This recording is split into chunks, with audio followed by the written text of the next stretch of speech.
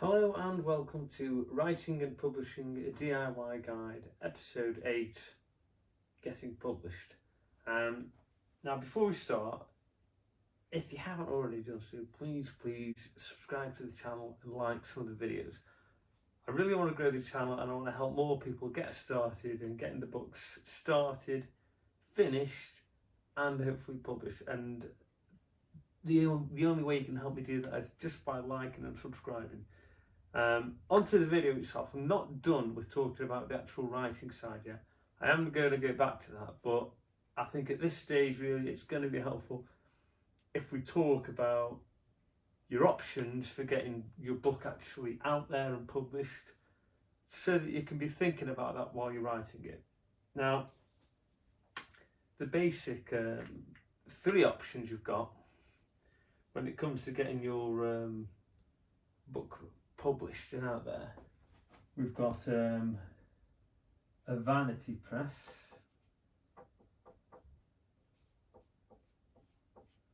we've got self-publishing,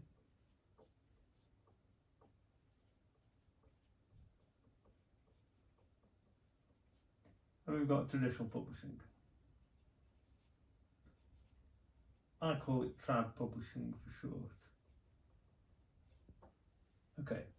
So, if you're looking at the traditional publishing model and you're trying to get your book to be accepted and printed, and you find a publisher who offers you some sort of hybrid deal where they will publish it and they will take on, but they want you to contribute to the costs of production, that is basically a vanity press posing as a publisher and trying to make some money out of you. They won't actually try and help you to market your book.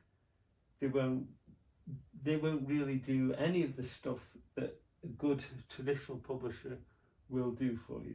If all you care about is getting some books printed and in your hands so that you can distribute them among your friends, maybe if you wanted to sell them online, you could use a vanity press, but it's going to be expensive and they're not going to help you.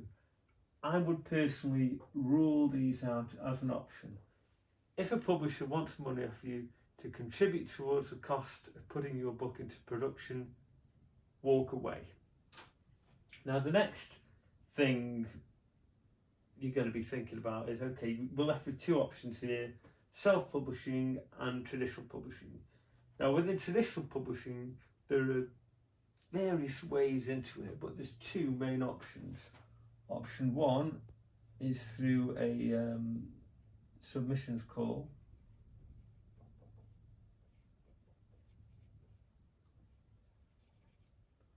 And option two is through an agent. Now, periodically, traditional publishing houses, particularly perhaps some of the smaller independent publishing houses who cater to a specific niche or genre, have what they call an open submissions call. And these are, if you want to find out about them, you need to get onto the Twitter of the publishing houses that you think your book is a good fit for, get onto their Instagram, join their mailing list, all that sort of stuff. Somewhere there will be information where periodically, like once a year or twice a year, every few months they will say, for the next 60 or 90 days we're having an open submissions call, in which case anybody can send in your manuscript to the publishing house straight away, and that will end up on what they tend to call, they used to call, I don't know if they still call it, but will probably end up on what they call the slush pile. Now, you've got to be patient if you're going to go down this route. This is the usual way for it to happen. They make a submission call, within the next so many days we're going to be accepting manuscripts from authors without an agent, unsolicited manuscripts. They go on the slush pile, and then there'll be the job of an intern or a junior editor at the publishing house to just sit through those manuscripts. probably would have been, they call it the sus pile, but nowadays it's probably digital. It would have been a pile of manuscripts printed out and bound, where somebody would pick each one up, read the first page or the first paragraph. If they liked it, they'd read on, and eventually they might come to a point where they think, this is good, I'm going to ask one of the people who has some decision-making power at the company to have a look at this, because I think it's good. The reality is, if you're going down this route, you're going to be ending up in a situation where your book is going to be with a lot of others, and it's going to have to really stand out, and particularly the first paragraph, the first page. When someone's just read 20 terrible first pages and they're like kind of getting a bit sick of it and want to go and do something else, that's what you're contending with. That first paragraph, that first page has to be original, it has to have a strong voice, and it has to really grab them and make them not want to put it down. It's got to make them want to read on. If you're going to have a chance of succeeding in this way, particularly. There are some great books that have been published that way. It does work, but it applies to every method, but it tells you why you've really got to make that first paragraph, that first page really, really special, and you've got to grab them and convince them that you cannot put this down, you cannot stop reading. If you can do that, you've got a chance with this method. Now, with an agent, it works a little bit differently. The first thing to do is to look up different literary agencies. Personally, I prefer one in my own country, so I'm in the UK, so I would prefer a British publishing house, a literary agency. If I was living in America, I would prefer an American one, just because there may at some point come a time where if your book's doing well and you want to have some discussions about your contracts and these sort of things, you can travel to where they are and do it over a coffee. It's much nicer than Zoom calls and telephone calls and that sort of thing. It's nice to have, and also I think if you think your main market is your domestic market, so if you're British, you think the British market is who you're writing for, then you really, in America, same if you're American and you think you're writing for an American market, you really want a publisher or an agent that understands your market and that's got experience of it and that works for the trends within that market. So once you've found an agent that you like the sound of and you think sounds like a good fit for your book, you're going to have to send them an inquiry letter. Some of them will have some open submission forms and means by which through their website you can make a digital submission without actually contacting them, make an inquiry. But personally, I think it gives you a bit more of a personal touch if you can find an agent, read up on what they like. So they'll have somewhere on their website a profile which tells you the sort of things they like, what their preferences are, and give you an idea, hopefully, as to whether they're going to enjoy your book. If they like historical fiction, romance, and you're writing a shifter horror story, that's probably not the right agent for you. If they really like YA and popular fiction, and you're writing literary fiction, they're probably not going to be the right one for you. You need to find an agent who's a good match for you. Then what you need to do is write them an inquiry email, which you want to say to them in that email that you have read their profile and you understand what they like and that your book is a good fit for them because of X. So email them why your book is a good fit.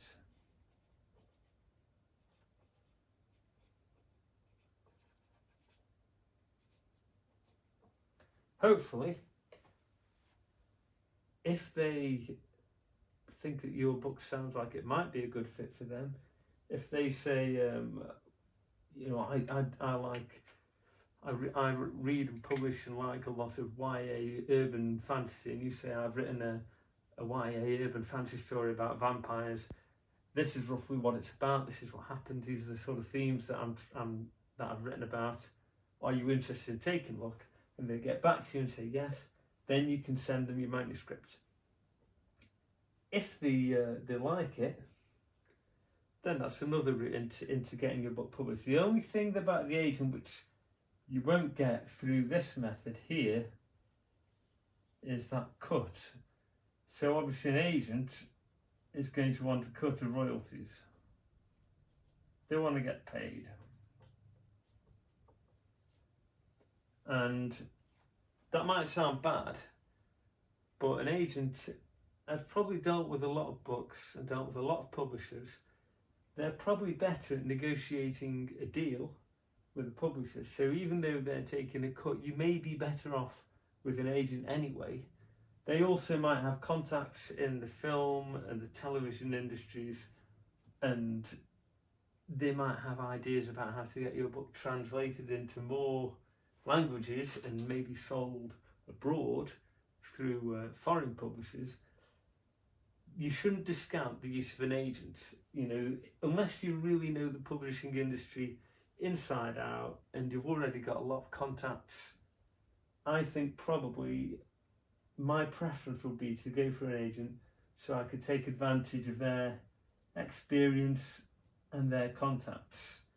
And they may even be, if they're into your work and they like what you're producing, they might even be able to help you with some ideas on where to take your writing career and move forward with it. You are going to obviously give them a cut of royalties, but I think that's probably going to be worth it.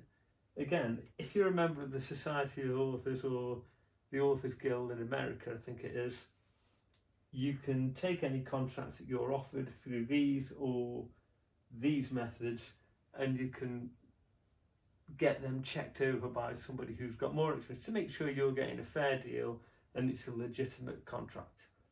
So those are your two main avenues for traditional publishing: your open submission call, then your manuscript being to the slush pile, and then being eventually picked up probably after a few weeks, a few months. You don't lose that cut of royalties, or you go through an agent. You send an inquiry email that basically proves to them that you've read their profile, you know what they're about, and you know why your book is a great fit for them as an agent. Yes, you give them a cut of your royalties, but you gain from their experience. Now, your next main option is the self-publishing route, and this is where it gets a bit complicated and a bit it really fans out the options. There are lots of companies who will publish for you and do some of the work for you in this, and that's, if they're honest about it and honest about what they're doing, that's not a bad thing. I know there are some I even used one myself for a while to sort of sell my books across a broad spectrum. If you're thinking of going down that route, do your research, make sure you're not again falling into the vanity press trap. Really, it shouldn't be any setup costs as such. It should be more of you giving them some sort of cut of the royalties that you make by selling your books. The options that I use, I'm going to go through now, and again, there's two main options. The fact is, as much as anybody might not like Amazon is the biggest platform for selling ebooks at the moment, by a huge wedge, and they know it, and they want to keep a lot of books exclusive to theirs. So what they have is something called the KDP Select program. It stands for Kindle Direct Publishing. Now, if you join KDP Select,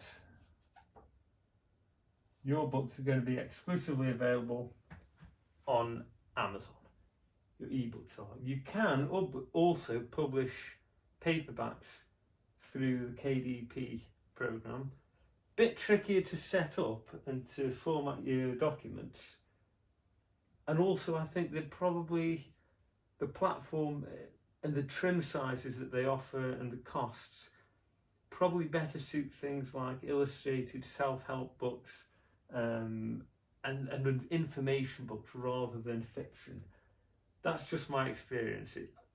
I tend to think that if you want to do paperbacks, there are better ways than using the KDP program, which I'll go into in a minute. The advantage of the KDP program is you can, as long as your book's priced at, I think it's $2.99, you get 70% royalties on that. Anything higher than that. If it's lower, if you're like doing a cheap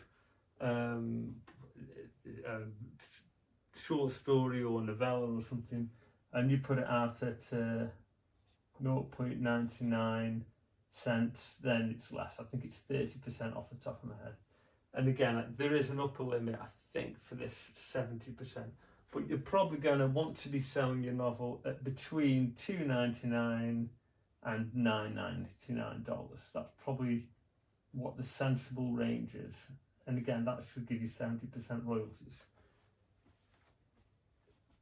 You also, in the KDP program, you've got two ways of looking at it. You can go into KU, which is Kindle Unlimited, and basically Kindle Unlimited is a Spotify for ebooks. People pay so much a month and they get access to read so many books or whatever they want a month, and you get paid how much people read.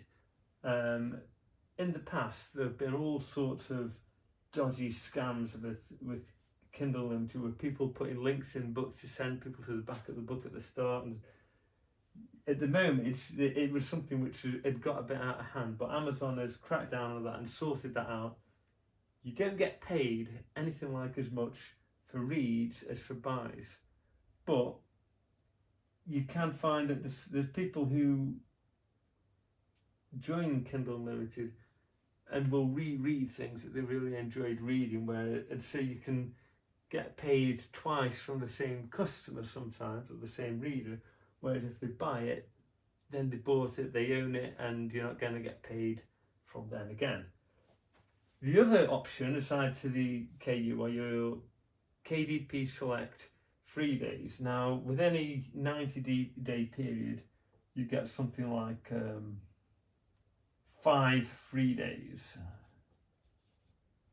So you aren't allowed to make your book free on this platform. It has to be at least, it might be 99 cents, it might be 66 cents. It's a small amount, but you can't make your book free. If you're in KDP Select, I mean, you could publish on Amazon without being in KDP Select, but if you want to be in Kindle Unlimited, you have to be. And if you want these 5 free days, you have to be. But you get these 5 free days for so many periods of the year. So, if you've got a series that's 7 books long, you might think, okay, how am I going to get people to read my series? I'm an unknown author, it's my debut series. You might say, okay, every time there's a new free period, I'm going to use up my free days. I'll have a 2-day free period for book 1 at the start of that period of 3 days, and then I'll have a 3-day in the middle.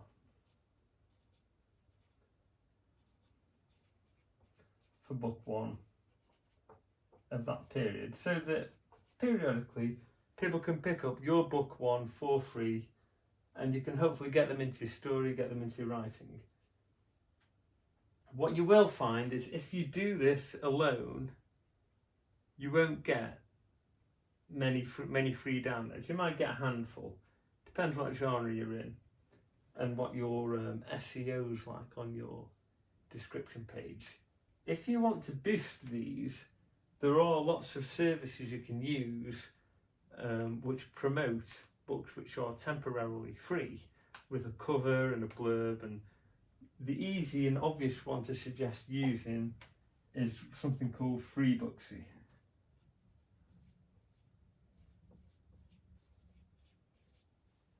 Look it up on the internet. If you want a surefire way to get people trying your books out, knock out a 3-book series, put it in Kindle Select, KDP Select, then periodically do a 2-day free period, then a 3-day free period later on, and every time you do a free day or a couple of free days, promote it with Freebooksy or one of the other similar services, which basically sends out an email to their email list saying, here's some great books, these are free, give them a try. And you will pick up a lot more downloads if you use something like that. If your book is rubbish, then you're not going to make much money that way. You're not going to sell many books, because they'll start reading the first book, hate it, and never want to go any further. If you're good, you will get some sales out of this if you book 2 and you book 3. What you won't get is the same amount of sales for book 2 as you get downloads for book 1, because some people just hoard books. They hoard covers, they see free things, they download them, they'll read the first page, decide they're not in the mood for that, and then read something else and forget about it. But you will get some. If you can get 200 downloads for your first book using this method of using a free day and promoting it with something like Freebooksy, you're going to get some sales. As long as it's good, you're going to get some sales. Now, that is the model that I used for a long time with my Death Row and Art series, and it worked. I'm planning on going back to this model because the change I made, I feel, hasn't actually helped me, and this was a better means of getting books out there. Once I've published my book 7, I'm probably going back to this method here. Sort of. I say sort of because there is another option to this which can also work. Now, what you do gain by this is your KU. If you don't have your book in KDP Select, you can't join Kindle Unlimited. But in honesty, the amount of actual sales I've made or money I've made through Kindle Unlimited reads, it's very, very small. You're much better selling books than people read on Kindle Unlimited, unless it's the sort of book that people are going to read and read again and read again, in which cases Kindle Unlimited readers are quite nice because they might keep coming back to it, you might keep getting paid. Your other option is what I call the broad distribution model, and it allows you to sell your book in more places. Do a little bit of rubbing at and I'll explain. Now, there are a few places that do this sort of service, but I'm going to tell you the main one that I use and which works fairly well, and it's called Smashwords.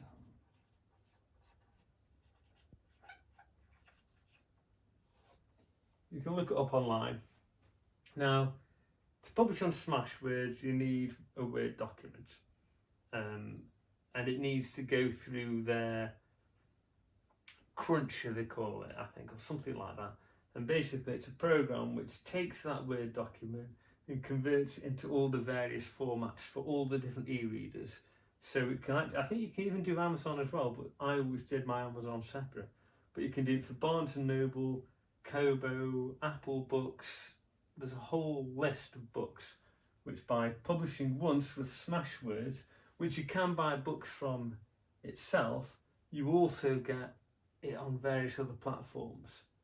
So Smashwords, you might find that also gives you B&N, Kobo, Apple iBooks. Now, okay, that's great. We've got these books on these other platforms. How are we going to get people to try an unknown author who's just an indie, who's just got ebooks out potentially? Well, you can use the same method as we use on the Kindle Select method, but you lose the Kindle Unlimited option. And what you do is Smashwords will allow you to set your book's price to 0. Right? So if you set your price to $0.00 and you run it across all these platforms, you're basically giving that book away free.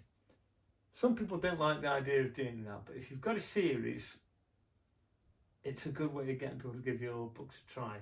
If you're a new author and you're self-published, you're an indie, and you've not got a traditional publishing company marketing for you, it's a way of getting people to try your writing.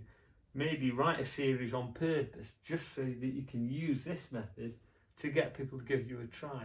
You pick up a few fans, then you do your big magnus opus 600-page epic one book, and you might work that way. But you'll need those fans first, and people aren't going to buy a 600-page door stopper from an author they've never heard of. Probably. A few might, but not many will. It's going to be a really hard sell. This way you can get people to try your books, try you as a writer, and give it a go. So, you've made that free on all these platforms.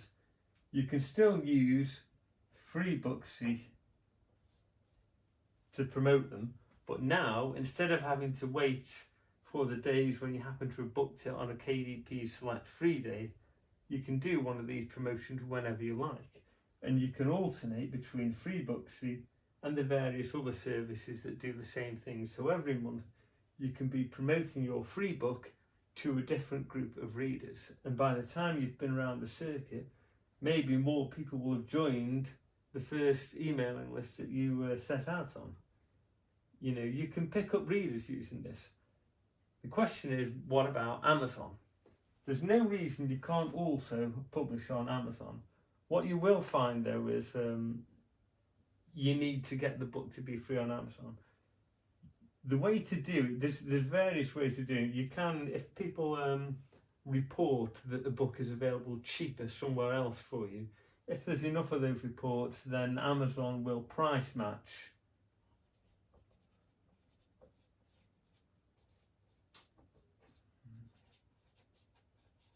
this figure. Okay. You can also contact Amazon customer services and explain to them, look, my book's free everywhere else and it's 99p on your side. Can you set up price matching for me?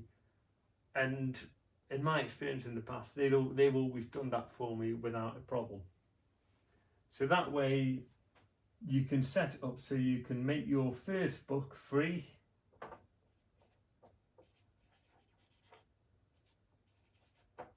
Then you can sell your book 2s and onwards. And hopefully you'll pick up a few readers and you'll get people looking forward to your next book coming out, which I do have. I've built up a number of fans using this method. It's well worth trying. Now, this is very similar to the other method, but obviously it's a choice of really, do you want to have broad distribution with the ability to promote your free book whenever you want, or do you want to have those Kindle Unlimited reads but have to be selective with when you have free days and how many free days you have? I tried this originally. I moved over to the KU model, but I'm thinking I might go back to this, mainly because I think there's probably more potential in these, which I never really tapped because it's been a couple of years since I took it out of that system. What we haven't covered is paperbacks. As I said before, you can publish paperbacks through KDP. the issue you'll find with any of the ways of publishing your own paperbacks is that they tend to end up, any POD, paperback, which stands for print on demand, tends to be expensive. If you order 1,000, the price will come down, but it's then on you to find 1,000 buyers for that book. Maybe if it's really good and it gets some media exposure, you might even convince someone like Waterstones or the equivalent in America to actually buy some for stock. But they're probably going to be expensive books and your margins are going to end up being squeezed. If you are publishing fiction, a novel, something like that, I probably wouldn't use the KDP option. The reporting is very nice on their site, but actually the print quality and the trim sizes on offer and the whole package to me is better suited towards information books, illustrated self-help books, that sort of thing, rather than novels and fiction. The one that I use is a company called Ingram Spark, which actually used to print their book to another company called Lightning Source.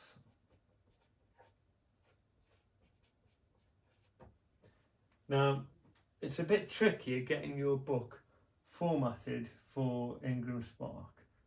What you need to do is take your Word document and make it into a PDF, which is the right page size for the trim that you've chosen to do it in. And you've also got to consider, when you've got your book open like this, there's a spine down the middle, and anything here or here is going to be hard to read because it's kind of held inside the book. So you need to make your text have a gap there. Setting up that file is a little bit of a learning curve. If you're not very tech savvy, it might be worth getting some help with that. You also need, for your cover art, it's going to be a bit tricky. Your ebooks on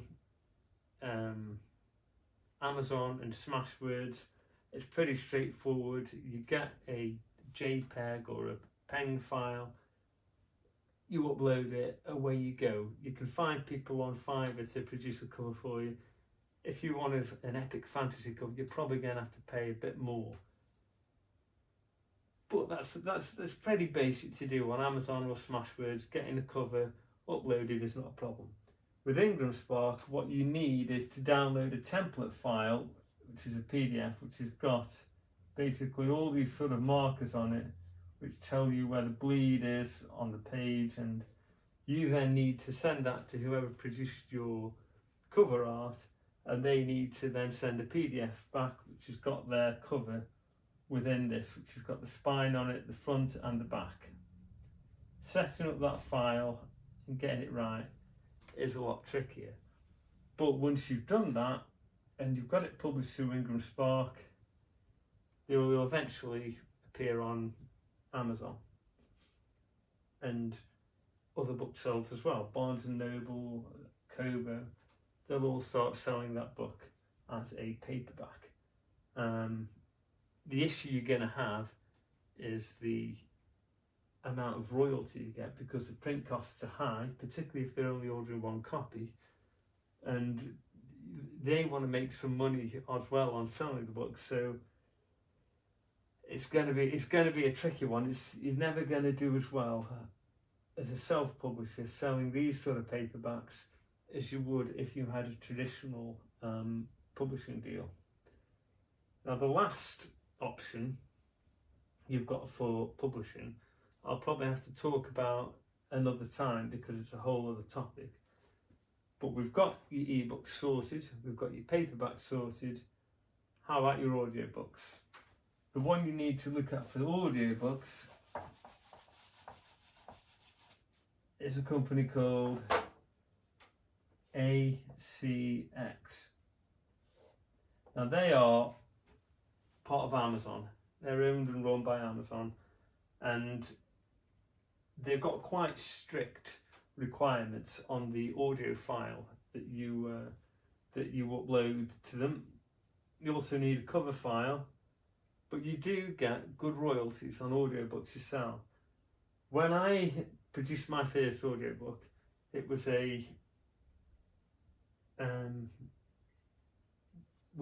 I actually paid to have a professional voice actress and producer to put together Death Throne or The Last Dragon Slayer, and that's been really well received. People really like that book, but because I'd sold so many copies of the first book as an ebook, ACX/Amazon basically invited me to publish it for free, and the deal I did with the producer of the audiobook was, normally you can either just pay them to produce it for you and you take all the royalties, or you just agree to share the royalties. So within the platform we said, okay, we'll share the royalties, but then I also contributed some money to the costs. If I'd been a more famous author, I probably wouldn't have had to contribute and they'd have been happy to share the royalties. But ACX is something we'll look into another time. But if you want to have a precursory look at how it works, that's the website you need to go to look at audiobook publishing, and that will put your audiobooks on Audible, which is again run by Amazon. And there are other ways people can buy ACX produced books. But that's pretty much it. And if you've got any questions, just drop them in the comments and I'll try and help you out. But just to summarise, you've got your traditional publishing where you've got the open submissions call and the slush pile, or you go through an agent, email inquiry that's tailored to that agent and what they like. You're going to take a cut, but you get the benefit of their services. Then you've got the KDP Select. You publish on Amazon, you make it Amazon exclusive. You get your Kindle Unlimited reads and you get so many free days. Or you go for the broad distribution, whereby you go to Smashwords or an equivalent, publish on as many platforms as you can, make it free, then for the get Amazon to price match it, and then promote the first book of the series using something like free Booksy or one of the equivalents. If you can find a good equivalent, then alternate between them so that you can hit different groups of readers. If you start a series and you write 2 series, then cross-promote your series. You've got series 1, every book of that, yes, talk about book 2, but also talk about series 2.